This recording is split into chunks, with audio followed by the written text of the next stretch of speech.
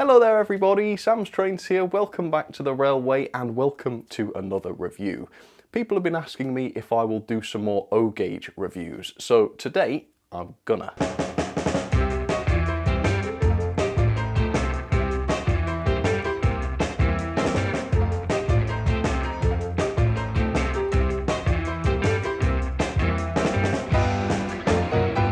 Today's model comes from a manufacturer that I have never tried before. Technically, I've tried some storage boxes from this manufacturer before, but of course there's not much you can learn about a manufacturer's models just from some boxes. So this will be my first model from this manufacturer, and in fact it will be everybody's first model from this manufacturer because I believe it is the first model that they have released. So the model is this. It is the O-gauge Presflo wagon from Ellis Clark Trains. This has only just come out and I got an email from them to tell me that it had just come out, and so I've decided to buy one. Now this wagon here cost me £69.99, which sounds, a little bit on the expensive side, but if this is a high spec model, and I suspect it is, then it's pretty much in line with other manufacturers, and considering this is Ellis Clark's first model, that seems quite impressive. However, you can get these quite a bit cheaper than £69.99. If you buy 5 to 7 wagons, according to their website, you can get them for £67 each, and if you buy a rake of 8 or more, then you can get them for £65 each. So that is quite a significant discount, isn't it? A fiver off of £70, it's quite good. So there is some goodwill there. And speaking of goodwill, I also got for free a couple of coasters. That's pretty nice little bonus, and also a free pen when I just ordered one of them. There are some manufacturers out there that would charge you a small fortune for the privilege of owning one of their special pens, but not Ellis Clark. I got this one thrown in for free. So somebody cares about this product, you can absolutely tell that. And today we're going to take a look at this one and see whether this is any good. So my first ever Ellis Clark model, let's see. So in real life, these Presflo wagons were introduced in the 1950s and they were used for transporting all sorts of different powdered goods, but mainly earlier on it was used for cement. The name Presflo comes from the words pressure flow, and that's because the cement or whatever else would be in here would actually be stored in them under pressure, and this prevented clumping inside the wagons, which made them easier to empty later on. It also explains why you've got these intricate ribs outside the wagon. They were to reinforce it because obviously you need that when you're dealing with pressure. So quite interesting wagons really, aren't they? Let me show the end of the box to show you the one I've got. Ellis Clark have produced all sorts of different Presflos in different liveries, but I've gone with Presflo Cement Wagon, PF29, blue circle yellow, and it is pre-tops. So this is one of the earlier ones. And also in the box I got this, which is beautifully printed. So it's just a little letter to say thank you for purchasing. Really good quality. It's got this sort of gold effect on some of the lettering and whatnot. And it just explains essentially how to remove the wagon from the packaging. It looks like it's sitting in a sort of foam enclosure in a bit of plastic, and you've got to just be careful pulling it out. So we'll see how we get on with that. Then on the back, I suppose you could use this as a nice little poster, couldn't you? Nice photograph of the model in its natural habitat. But the quality of this, it just shows what effort has been put into this. And it just makes you feel better, doesn't it? Seeing that somebody has gone to a lot of trouble makes you feel better about having spent a lot of money on a model like this. Something that you don't get very often in this hobby. Anyway, I think I've done enough waffling now, so let's take the lid off and take our first look. I've not had this box open so far, so let's have a look. So I thought that would be it for the instructions, but there is something here, so let's see what we've got. So this has got a brief history of the things in real life, so pause and read that if you like. And then there's a list of all of the different models that Ellis Clark have produced. And as you can see, to say this is apparently a simple wagon, quite a lot here, isn't there? And then there's this as well. Again, nicely printed, full colour, nice images. Seems to show you the location of some of the accessories, including the etched plates, so that's a good quality feature. Interested to see if mine's got any of those. Sideboards, they don't all have sideboards, but if required, that's where they go. And some other hand wheels that you can fit if you like, so that's all straightforward. And now, let's have the big reveal. Good quality packaging, I have to say. It's got all the foam on it and such. And there we go, there is the Presflo for the first time ever. And there is some sort of accessory bag here, so let's have a look. Oh yes, look at that. See what I mean about the quality features here? Yeah, this is the kind of thing you'd expect on a premium wagon. So we have got all of these etched plates. Looks like we've got a builder's plate, and I can't really read them, but they do have legible text on them. It's just so tiny. And yeah, there are some other details, including the turning wheels. But yeah, that's cool. Those little plates, very impressive.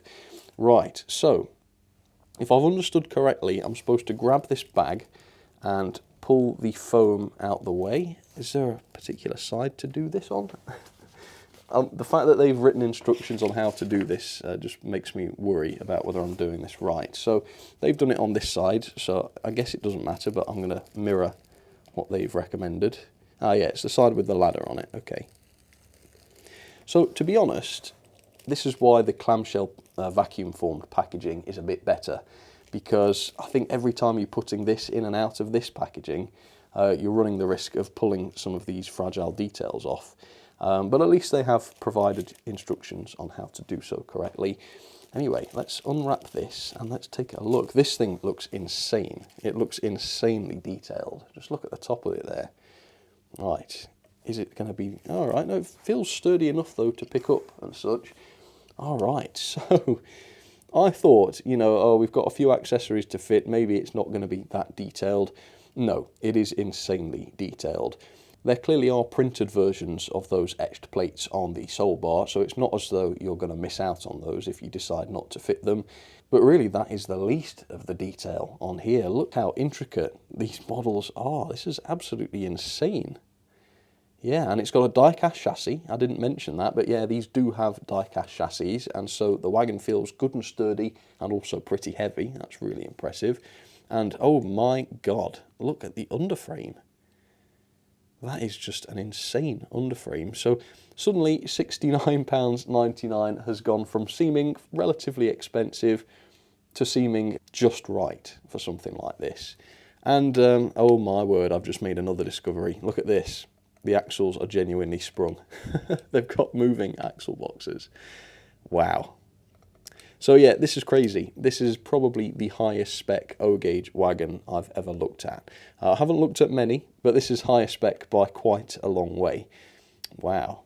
This was worth doing, folks. This was well worth doing. So I think we need a closer look at this. So I'll bung the close-up lens on and we'll do just that. So there it is, up close and personal for you, the brand new Ellis Clark Presflo wagon. And they say that first impressions are always right, and my first impression of this was that it was insanely detailed. And upon closer inspection, it seems that that is very much the case. I don't know if I was expecting the same level of detail as on that tinplate tanker that I got from Ellis Clark, but that is very much not the case. This is far more detailed than that, much more realistic, and it has a great deal of finesse to it as well. It's incredibly impressive, really. So let's take a close look at some of the details. We'll talk about the decoration to begin with. This does have the big board on the side, which was pre-fitted from the factory, which is pretty good to see. And the decoration on this is pretty good. Yeah, no fault to be found there, I don't think. All looks very good. And the decoration elsewhere, the printed detailing, is all very, very good, as you can see. Yeah, nice and precise, no issues at all. And like I say, you have got printed versions of those etched plates on the sole bar, so that's all great. The finish and the quality of the paint is also great as well. This doesn't look too plasticky at all, and there is a fairly good satin sheen to it too, so that all checks out. But it is the level of detail that really is impressive. So let's start at the top for a change, shall we? So you've got these, I guess these would be wood in real life. You've got these walkways on the top, which are very, very finely detailed. And then there are these hatches, which have the separately fitted handles on them. Very, very high level of detail on the top of the wagon. And of course, in real life, all of this is accessed with this ladder here, which is a separately fitted piece. Seems to be fairly sturdy, actually, that. So as long as you're careful, I can't see that coming off. And then the body of the wagon itself is quite complex, isn't it, because of that ribbing, and it's all been very nicely moulded too. There are noticeable gaps between some of these supporting pieces, and it's clear to see how the model fits together in some places, which I suppose spoils the illusion very slightly, but it's not a big complaint at all by any means. And then on the other end, opposite the ladder, you've got these cylinders. And to begin with, I wasn't sure whether they operated, I don't know, a door that would open up the wagon to empty it, or the brakes. But because of the sheer level of underframe detail, you can actually follow the linkage and see that it is in fact the brakes that those cylinders operate. And yeah, looking underneath, you can see we've got all of the brake rigging fully fitted, as well as a huge array of separately connected pipework, and also the very detailed base of the wagon, which is all fully modelled. Absolutely amazing, really. Around the other side, you've got what I assume will be a pressure gauge, used for monitoring the pressure inside the wagon. And that's an incredibly finely moulded piece, and it's also got the thin wire connecting to it as well. And this side also has the little turning wheels and the valves and such, which are all separately fitted and of course separately painted. The buffer beams are very nicely done as well. They've got separately fitted vacuum pipes fitted onto them, as well as separately fitted lamp irons. It has real chain link couplings, which of course are used to couple the models in O gauge, and these are sprung as well, which is quality. And obviously you've got separately fitted metal buffers, which are also sprung. How's that for a feature? So that's very cool. The actual chassis itself is incredibly detailed. My favourite feature is of course the sprung axle boxes, and the springing is actually pretty good on these. It very, very nearly takes the weight of the wagon, so just a slight bit of lift causes it to rise up, so it might actually help the wagon to run smoothly, I suppose. But it is important that the axle boxes are in the upper position during running, because if they're lower down, then the wheels actually touch the brake pads, and that causes friction, so you don't want that. But still a very cool feature. And then you've got all of the brake rigging, which is very realistically realised, to the point where it actually looks exactly as it does in real life, which is amazing. So there you have it. There is a close look at the Presflo. The quality is pretty good, I would say, if not 100% perfect.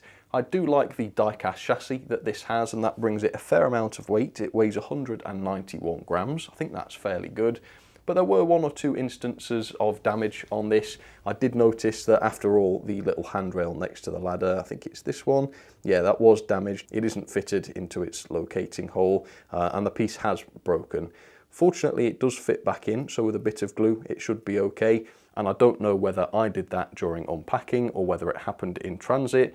But what I can tell you is I was careful unpacking this, and I did follow the instructions on how to unpack it to the letter. So again, clamshell packaging probably would have served this better. There's also a pipe on the underframe, which I also noticed had come loose from its glued position. So again, a little bit of glue ought to fix that, I think. And also these brake handles, the manual brakes, these are not supported at the top end, which means, you know, if you catch them, you could rip them off. Just one or two things like that that make these wagons a bit more vulnerable and a bit more fragile than they ought to be. But I think overall, considering the level of detail that these have, the fact that you can handle them and they don't fall to bits completely is quite impressive. And obviously the issues here are not major by any means. So, been a long time since I've run anything on the O gauge layout, but of course today we're going to have to change that. So let's get a suitable locomotive, or semi-suitable, see what I've got, and we'll get this on the track and see how it rolls. So there is the Presflo onto my O gauge layout for the first time, and yeah, it just looks stunning, doesn't it? Absolutely awesome. And when it's on the track and the suspension springs are compressed, it's perfectly free running, as you can see. In fact, I'm having to be deliberately very careful because it will roll away if I'm you know, not careful. So yeah, very free rolling, seems absolutely fine. Can I get it to stay? No, I can't. To run with this, I've got the 08 shunter, not necessarily the perfect engine for this, but it does sort of match in terms of era. And then later on, I will pop some other, maybe just some open wagons on behind it, just to make sure it couples and interfaces properly. But let's just try it with the 08 to start with. So let's back up, and you'll get to enjoy the excruciating process of me trying to couple with the dog's dentistry set that I'm still using, and that's not a joke.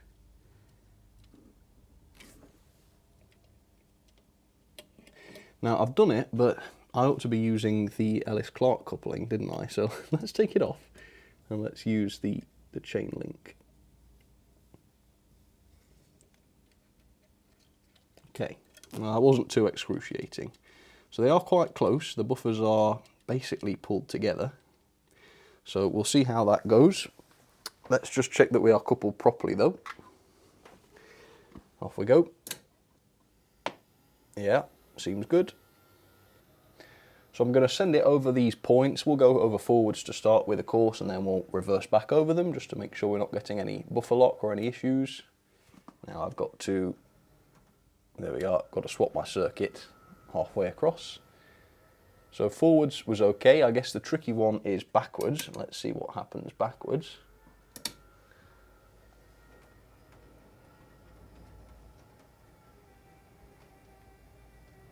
Yes, absolutely fine. So those are the nastiest points, well, they're the nastiest curve I have on my O-gauge layout. So if they've done this without a problem, then as far as I can test, this is a perfectly functioning Presflo.